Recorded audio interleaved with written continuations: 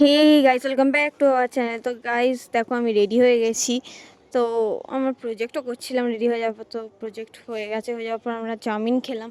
তো বোন বোন হচ্ছে যে মামির মেয়েকে নিয়েছে। তো গাইস দেখো, আমরা রেডি হয়ে গেছি। তো মামা টোটোকে ডেকেছিল, কারণ বোন হয়েছিল বলে সে কারণে একটা পুজো দেওয়াচ্ছিলো, তো সেখানেই আমরা যাচ্ছিলাম। তো গাইস যাতে দেখো, যেতে যেতে ভিডিও করছিলাম। কত বাড়ি, কত ধান চাষ হয়, কত কিছুই হয় ওখানে চাষবাস। আমাদের যে মন্দিরে যাওয়ার কথা ছিল সেটা হচ্ছে বাগপাড়া। তো গাইস কাছেই বাগপাড়া, প্রায় আমরা চলেই এসেছি, দেখতে পাচ্ছ। দেখো মন্দিরে পুজো হচ্ছে, তো বোনকে নিয়ে আমরা চলেই এসেছি। তো পুজো তো অনেকক্ষণ আগে স্টার্ট হয়ে গেছিলো, তো আমাদের আসতে সামান্য একটু লেট হয়ে গেছিলো। তারপরেও আমরা তো পুজোতে এসে বসেছিলাম, পুজো টুজো দেখলাম। তার অনেকক্ষণ পর আমরা আবার ওখান থেকে বেরোলাম, বেরিয়ে টেরিয়ে গরুর ভিডিও করলাম, হাঁসের ভিডিও করছিলাম। তারপর অনেক কিছু কুকুর, জীবজন্তু, অনেক কিছুর ভিডিও করলাম।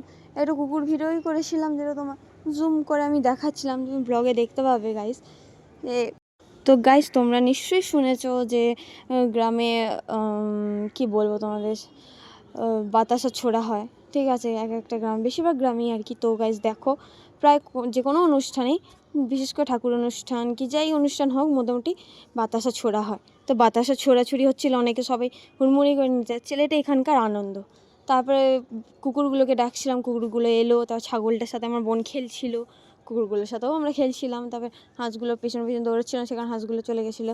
তো গ্যাস টোটো আসার পর আমরা চলে এলাম আমাদের গন্তব্যস্থলে। চলো গ্যাস, পরের ভ্লগে দেখা হবে।